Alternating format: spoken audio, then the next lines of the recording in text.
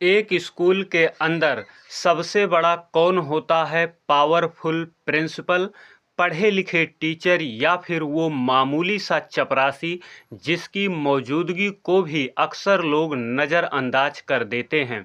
और इंसानियत की असली परीक्षा कहाँ होती है? भरी हुई तिजोरी से दान देने में या अपनी सूखी रोटी में से आधा टुकड़ा किसी का पेट भरने में। यह कहानी है लच्छन बाबा की, एक ऐसे ही बूढ़े चपरासी की। एक मासूम भूखे बच्चे की आंखों में अपने बेटे की परछाई देखी, अपनी आधी रोटी रोज उसे देने लगा।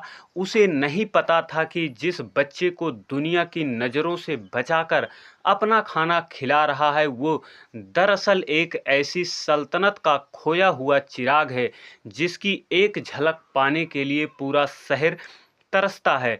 जब कई साल पहले उस बच्चे के असली माँ बाप की सच्चाई सामने आई तो स्कूलों और अनुशासन की बात करने वाले प्रिंसिपल के होश उड़ गए।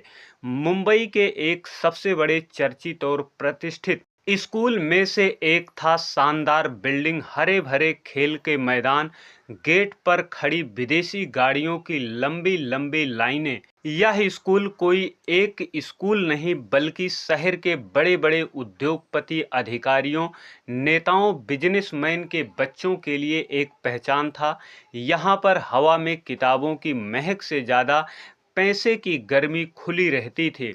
यहाँ के बच्चे सोने के टीके लगाकर पैदा हुए थे और उनके लिए दुनिया का मतलब था महंगे खिलौने और ज़्यादा छुट्टियाँ। इसी चमक और शोर शराबे के बीच एक कोई ऐसा भी था जो बहुत शांत था। यह कौन था? स्कूल के सबसे बूढ़े चपरासी लच्छन बाबा का 60 साल के लच्छन बाबा, जिनका शरीर अब बूढ़ा हो चला था पर उनकी आत्मा में आज भी एक पिता की ममता, एक दोस्त की सादगी जिंदा थी।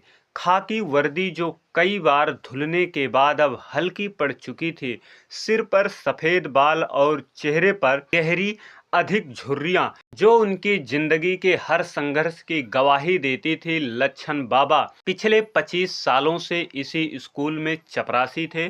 उन्होंने इस स्कूल को बनते हुए देखा था, उन्होंने यहाँ कई पीढ़ियों को पढ़ते हुए देखा था। वह सुबह सबसे पहले आते और स्कूल के सबसे बड़े गेट का ताला खोलते, शाम को सबके जाने के बाद एक एक कमरे की बत्तियां बंद करके गेट पर ताला लगाकर सबसे लास्ट में जाते।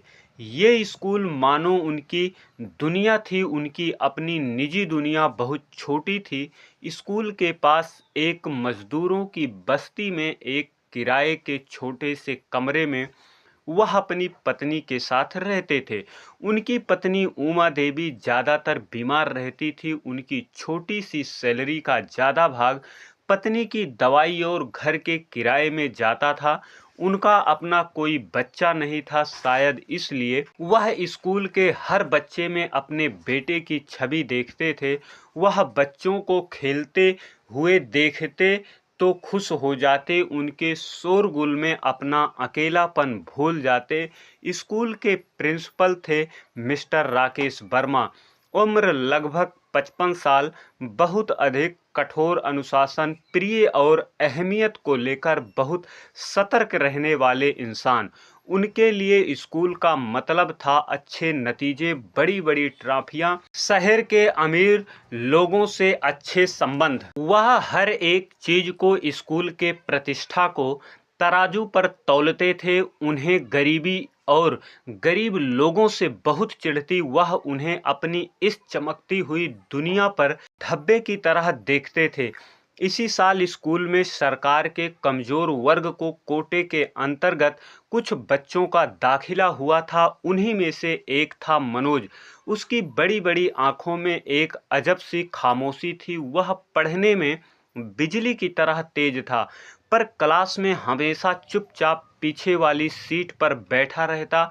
उसके कपड़े हमेशा साफ तो रहते लेकिन कई जगह से सिले हुए और पुराने रहते। उसके पास ना तो दूसरे बच्चों की तरह महंगा बैग था और ना ही रंग बिरंगी पेंसिलें। वह अपनी किताबें भी एक पुराने से कपड़े के थैले में लेकर आता। उसने स्कूल के रिकॉर्ड्स में लिखवाया था कि उसके माँ बाप गांव में मजदूरी करते हैं। वह यहाँ पर अपने चाचा के साथ एक झुग्गी में रहता है। अमीर बच्चों की भीड़ में वह बिल्कुल अलग थलग पड़ गया था। कुछ अमीर बच्चे उसका मजाक उड़ाते, पर मनोज किसी से कुछ नहीं कहता, बस अपनी किताबों में आंखें गड़ाए रहता। यह सब लच्छन बाबा दूर से देखते तो उनका दिल खुश हो जाता। असली कहानी शुरू होती है लंच के समय, जब दोपहर में लंच के समय सारे बच्चे खेल के मैदान में आ जाते। अमीर बच्चों के घर से उनके लिए अच्छे टिफिन में लंच करने के लिए पकवान आते, जिसमें सैंडविच, जूस और न जाने क्या भरा होगा। वे सब एक साथ बैठते, हंसते खेलते और अपना लंच करते। पर मनोज कभी किसी के साथ नहीं बैठता। वह हमेशा मैदान के सबसे कोने में एक पेड़ के नीचे बैठ जाता। वह अपना खाली थैला अपनी गोद में रखता और एक किताब निकालकर पढ़ने का नाटक करने लगता, ताकि किसी को यह पता न चले कि उसके पास खाने के लिए कुछ नहीं है। वह दूसरे बच्चों को खाते देखकर चुपचाप अपने पेट की भूख को आंसुओं के साथ पी जाता है। एक दिन, 2 दिन, 3 दिन लच्छन बाबा ने यह देखा। उनका दिल एक पिता की ममता से भरा था। यह देखकर तड़प उठा। वह समझ गए कि यह बच्चा रोज भूखा रहता है। उन्हें अपनी बचपन की गरीबी याद आ गई, जब वह भी कई कई दिन भूखे पेट रहते थे। अगले दिन जब लंच हुआ तो लच्छन बाबा अपनी छोटी सी पोटली लेकर उस पेड़ के नीचे पहुंचे जहां मनोज बैठा था। लच्छन बाबा की पत्नी उमा देवी बीमार होने के बावजूद उनके लिए 2 रोटी, थोड़ी सी सब्जी और अचार बांध देती थी। लच्छन बाबा मनोज के पास जाकर बैठ गया। बेटा, अकेले क्या पढ़ रहे हो? मनोज ने डर से किताब बंद कर ली। कुछ नहीं बाबा। लच्छन बाबा ने अपनी पोटली खोली। चलो, आज हम और तुम एक साथ खाना खाएंगे। मेरी पत्नी ने आज ज़्यादा रोटियां रख दी हैं। मैं पूरी रोटी अकेले नहीं खा पाऊंगा। यह एक झूठ था, लेकिन यह एक ऐसा झूठ था जो किसी सच से ज़्यादा पवित्र था। मनोज ने पहले तो मना किया, नहीं बाबा, मुझे भूख नहीं लगी है। लच्छन बाबा ने उसके सिर पर अपना हाथ रखा। अरे, भूख क्यों नहीं है? सुबह से पढ़ रहे हो, चलो शर्माओ मत। उन्होंने अपनी 2 रोटियों में से एक रोटी और आधी सब्जी मनोज की ओर बढ़ा दी। मनोज की भूखी आंखों में आंसू आ गए। उसने कांपते हाथों से उसने वह रोटी ऐसे खाने लगा जैसे कई दिनों से भूखा हो।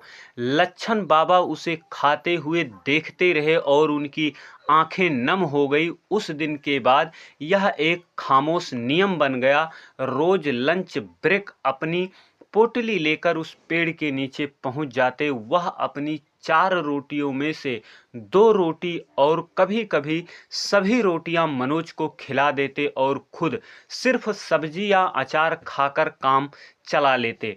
वह मनोज से कहते, बेटा, अब बुढ़ापे में अब मुझसे ज़्यादा खाना खाया नहीं जाता। अगर तू खाएगा तो मेरे पेट में पहुंच जाएगा। धीरे धीरे मनोज भी उनसे घुल मिल गया। वह उन्हें अपने बाबा की तरह मानने लगा। वह उन्हें अपनी पढ़ाई के बारे में बताता, अपनी कविताएं सुनाता। लच्छन बाबा के साथ बैठकर कुछ देर के लिए अपनी गरीबी, अपना दुख दर्द सब कुछ भूल जाता। उस बूढ़े चपरासी की ममता की छांव में उस मुरझाए हुए फूल में फिर से एक नई जान आने लगी थी। उसका पढ़ाई में मन और लगने लगा। उसकी यह खामोश खुशी प्रिंसिपल राकेश वर्मा की नज़रों से छिप नहीं सकी। एक दिन उन्होंने अपने दरवाजे से लच्छन बाबा और मनोज को साथ में खाना खाते हुए देख लिया। उन्हें यह बिल्कुल अच्छा नहीं लगा कि एक मामूली चपरासी, और वो भी एक कोटे वाले छात्र के साथ बैठकर खाना खा रहा है। यह स्कूल के नियम के खिलाफ है। उन्होंने लच्छन बाबा को अपने ऑफिस में बुलाया। लच्छन, यह मैं क्या देख रहा हूँ? तुम्हारी हिम्मत कैसे हुई एक छात्र के साथ बैठकर खाना खाने की? तुम्हारा काम स्कूल की घंटी बजाना और साफ सफाई का ध्यान रखना है, छात्रों से दोस्ती करना नहीं। अब कभी मैं तुम्हें किसी छात्र के पास देखा तो नौकरी से निकाल दूंगा। लच्छन बाबा ने हाथ जोड़ लिए। साहब, वो बच्चा रोज भूखा रहता है। वर्मा जी चिल्लाए। तो मैं क्या करूं? यह मेरा काम नहीं है, उसके माँ बाप हैं, वो जाने। तुम अपने काम से काम रखो। लच्छन बाबा चुपचाप सिर झुकाए वहां से आ गए, लेकिन उन्होंने मनोज को खाना खिलाना नहीं छोड़ा। अब वह और भी छिपकर स्कूल की इमारत के पीछे जाकर उसे अपना टिफिन देते। कहानी का सबसे बड़ा मोड़ आया स्कूल के वार्षिक दिवस पर। यहाँ स्कूल का सबसे बड़ा प्रोग्राम होता था। इस बार प्रोग्राम के मुख्य अतिथि थे सबसे अमीर, सबसे सम्मानित उद्योगपति श्री राज कपूर सिंघल। वह स्कूल के सबसे बड़े दान देने वालों में से एक थे। पूरा स्कूल उनके स्वागत की तैयारी में लगा था। राज कपूर सिंघल और उनकी पत्नी मालती देवी सिंघल अपनी दौलत के साथ साथ अपने दुख के लिए भी जाने जाते थे। 8 साल पहले उनका इकलौता 2.5 साल का बेटा उत्कर्ष एक पार्क से किडनैप हो जाता है। उन्होंने उसे ढूंढने में अपनी आधी संपत्ति लगा दी, कोई पता नहीं चला। घटना ने उन्हें तोड़कर रख दिया। वे अब अपना सारा समय और पैसा समाज सेवा में लगाते थे। शायद इसी बहाने अपने बेटे के खून का गम भूलने में कुछ मदद मिले। प्रोग्राम शुरू हुआ। प्रिंसिपल वर्मा अपनी ज़्यादा अच्छी अंग्रेजी में मंच पर भाषण दे रहे थे और सिंघल मोहब्बत की तारीफों की समा बांध रहे थे। फिर शुरू हुआ पुरस्कार वितरण का समारोह। जब 8वीं कक्षा के एकेडमी टॉपर का नाम पुकारा गया तो वह नाम था मनोज। अपनी पुरानी गंदी कई जगह सिली गई यूनिफॉर्म में सिर झुकाए मंच की तरफ आता वह मंच पर चढ़कर मुख्य अतिथि के सामने खड़ा हुआ। जैसे मालती देवी की नज़र मनोज पर पड़ी, वह अपनी जगह पर पत्थर की तरह जम गई। उसका चेहरा अजीब सा हो गया। उन्होंने अपने पति का हाथ पकड़ लिया। राज कपूर देखिए। उनकी आवाज़ कांप रहे थे। राज कपूर सिंघल ने भी मनोज को देखा। उन्हें भी एक अजीब सा झटका लगा। इस बच्चे का चेहरा, इसकी आंखें बिल्कुल उनके बचपन की तस्वीर की जैसी थी। लेकिन यह कैसे हो सकता है? और तभी मालती देवी की नज़र उस चीज़ पर पड़ी जिसे देखकर दुनिया घूम गई। मनोज की गर्दन एक तरफ, कान के ठीक बगल एक छोटा सा गहरे भूरे रंग का निशान था। जन्म का निशान बिल्कुल वैसा ही जैसा उनके खोए हुए बेटे उत्कर्ष के था। यह एक अनोखा निशान था जिसके बारे में सिर्फ वह और उनके पति ही जानते थे। मालती देवी के मुख से एक चीख निकली। उत्कर्ष वह बेहोश होकर अपनी कुर्सी पर गिर पड़ी। पूरे कैंपस में हड़कंप मच गया। प्रिंसिपल वर्मा घबरा गए। राज कपूर सिंघल अपनी पत्नी को संभालने के लिए दौड़े। उनकी अपनी आंखें अविश्वास से मनोज के चेहरे पर जमी हुई थी। उन्होंने कांपते हुए मनोज से पूछा, बेटा तुम्हारा नाम क्या है? तुम्हारे माता पिता कहाँ हैं? मनोज, जो इस सब से डर गया था, रोने लगा। मेरा नाम मनोज है। मेरे चाचा कहते हैं मेरे माता पिता एक एक्सीडेंट हादसे में मर गए थे। वह मुझे 10 साल पहले एक रेलवे ट्रैक के पास मिले थे। यह सुनते ही राज कपूर सिंघल को लगा जैसे समय रुक गया हो। 10 साल पहले रेलवे ट्रैक, हाँ, जिस दिन उनका बेटा किडनैप हुआ था। पुलिस को शक था किडनैपर उसे कहीं दूर ले गए हैं। प्रिंसिपल राकेश वर्मा, जिनका दिमाग अब कुछ समझ नहीं आ रहा था, आगे बढ़े। सर, ये मनोज है। वह हमारे स्कूल का छात्र है। आपको गलत फहमी है। उन्होंने मनोज को अपनी गोद में उठा लिया। उनकी आंखों से आंसू बह रहे थे। अगले कुछ घंटे तूफान की तरह बीते। तत्काल एक डीएनए टेस्ट का इंतजाम किया गया और जब दूसरे दिन रिपोर्ट आई तो उसने एक ऐसी सच्चाई पर मुहर लगी जो किसी कहानी से कम नहीं थी। हाँ, मनोज ही उनका खोया हुआ बेटा उत्कर्ष सिंघल था। सिंघल साम्राज्य का इकलौता वारिस। प्रिंसिपल वर्मा के होश उड़ गए। जिस बच्चे को एक बहुत गरीब कोटे वाला बोझ समझते थे, वह उनके सबसे बड़े दानदाता का बेटा निकला। जिस बच्चे को वह रोज जलील करते थे, वही इस स्कूल का असली मालिक था। उनका चेहरा डर और पछतावे से पीला पड़ गया। वह दौड़कर राज कपूर सिंघल के पास पहुंचा। सर, बधाई हो। हमें तो हमेशा से लगता था यह बच्चा बहुत खास है। हमने हमेशा इसका बहुत ध्यान रखा है। सर, पर मालती देवी, जिन्हें अब होश आ चुका था, उनकी आंखों में केवल एक सवाल था। उन्होंने अपने बेटे के कमजोर दुबले शरीर को देखा। उन्होंने कहा, अगर आपने इसका खास ध्यान रखा तो मेरा बेटा इतना कमजोर क्यों है? ये ऐसा क्यों लग रहा है जैसे इसे कई सालों से भरपेट खाना ना मिला हो? प्रिंसिपल के पास कोई जवाब नहीं था। तभी अमीर बच्चों में से एक, जो मनोज को चिढ़ाता था, डर के वजह से शर्मिंदा होकर धीरे से बोला, मैडम, यह कभी लंच नहीं लाता था। यह रोज भूखा रहता था। मालती देवी की आंखों में दर्द और अधिक दिखने लगा। क्या ये मेरा बेटा भूखा रहता था? लड़के ने आगे कहा, पर लच्छन बाबा, जो हमारे स्कूल के चपरासी हैं, वो इसे अपने रोज टिफिन से खाना खिलाते थे। यह एक ऐसा खुलासा था जिसने उस कमरे में मौजूद हर व्यक्ति को हिलाकर रख दिया। सभी की नज़रें अब लच्छन बाबा पर थी, जो उस स्कूल के एक कोने में बैठकर आंसू बहा रहे थे, पर अपने आप के लिए डरे हुए थे। उन्हें डर था कि प्रिंसिपल साहब अब उसे नौकरी से निकाल देंगे। राज कपूर सिंघल उस पत्थर दिल उद्योगपति की आंखों में आंसू थे। वह प्रिंसिपल वर्मा को, उन सभी बड़े बड़े शिक्षकों को नज़रअंदाज करते हुए सीधे उस बूढ़े चपरासी की तरफ बढ़े। लच्छन बाबा उन्हें अपनी तरफ आते देखकर कांपने लगे। राज कपूर सिंघल उनके सामने आकर रुके। उन्होंने कुछ नहीं कहा। वे अपने हाथ जोड़े, फिर उस मैले कुचैले कपड़े वाले बूढ़े चपरासी को अपने गले से लगा लिया। बाबा, मैं आपको क्या कहूँ? मैं एक बदनसीब बाप हूँ जो अपने बेटे को पहचान नहीं सका, पर आप भगवान हैं। आपने मेरे बेटे को पिता की ममता दी। जब मैं अपनी दौलत पर सो रहा था, तब आप मेरे बेटे का पेट अपनी सूखी रोटियों से भर रहे थे। आपने जो किया उसका कर्ज मैं अपनी पूरी साम्राज्य देकर भी नहीं चुका सकता। प्रिंसिपल वर्मा का चेहरा देखने लायक था। वह शर्मिंदगी और डर के मारे जमीन में गड़े जा रहे थे। राज कपूर सिंघल ने मंच पर जाकर माइक अपने हाथ में लिया। वे एक ऐसी घोषणा किए जिसने उस स्कूल के इतिहास के लिए हमेशा के लिए बदल दिया।